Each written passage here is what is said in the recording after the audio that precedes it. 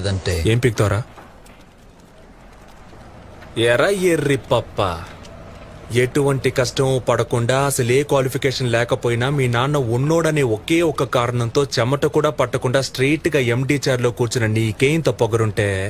అమ్మ నాన్న తిప్పలు పడి స్కూల్ ఫీజు కడితే ఎల్కేజీ నుంచి 10th క్లాస్ వరకు కష్టపడి చదివి పాస్ అయ్యి ఇంటర్లో ఈజీగా ఉన్న గ్రూప్లన్నీ వదిలేసి ఎంపీసీ చదివితేనే ఇంజనీర్ అవ్వగలమని చెప్తే కష్టమైన అదే గ్రూప్ సెలెక్ట్ చేసుకుని ఫిజిక్స్ కి ఒక ట్యూషన్, కెమిస్ట్రీకి ఒక ట్యూషన్, మ్యాథ్స్ కి ఒక ట్యూషన్ అని రోడ్లు పట్టుకు తిరిగి ఆ ఫీజు కట్టాలి ఈ ఫీజు కట్టాలని అమ్మా నాన్నల్ని హింస పెట్టి బోర్డ్ ఎగ్జామ్ లో పాస్ అవడానికి ఫ్లాస్క్ లో టీ పెట్టుకుని రాత్రంతా చదివి అలారం పెట్టుకుని పొద్దున్నే లేచి మళ్లీ చదివి తీరా పాస్ అయ్యాక ఎంసెట్ లో ర్యాంక్ రాకపోతే లాంగ్ టర్మ్ కోచింగ్ తీసుకుని అప్పటికీ సరైన ర్యాంక్ రాక అమ్మ నగలు తాకట్టు పెట్టి మేనేజ్మెంట్ కోటాలో సీట్ సంపాదించి తెలుగు మీడియం నుంచి వచ్చిన నాకు ఇంగ్లీష్ అర్థం కాక ఫస్ట్ ఇయర్ నుంచి 4th ఇయర్ దాకా ఉన్న అరియర్స్ అన్ని 4th ఇయర్ లో ఒకేసారి క్లియర్ చేసి ఈ సొసైటీలోకి వస్తే ఈ జనమంతా నన్ను ఉద్యోగులేని ఎదవా అని నీచంగా మాట్లాడుతున్నా లెక్క చేయక ఉద్యోగం కోసం ఆ ఆఫీసు ఈ ఆఫీస్ అని పిచ్చి కుక్కల 4 ఏళ్లుగా తిరుగుతున్న నన్ను ఎందుకు పనికిరావు తిండి దండగా అని మా నాన్న తిడుతుంటే ఒక్కో మెతుకు గొంతులో దిగక ముళ్ళులా గుచ్చుకుంటుంటే మింకలేక కక్కలేక చస్తూ బతుకుతున్న నాకు ఎవరో ఓ మహాన్ భావుడు మంచి మనసుతో అవకాశం ఇస్తే దాన్ని కూడా లాగేసుకోవాలని చూస్తున్న నీలాంటి బేవర్స్ గాన్ని ఎదిరించి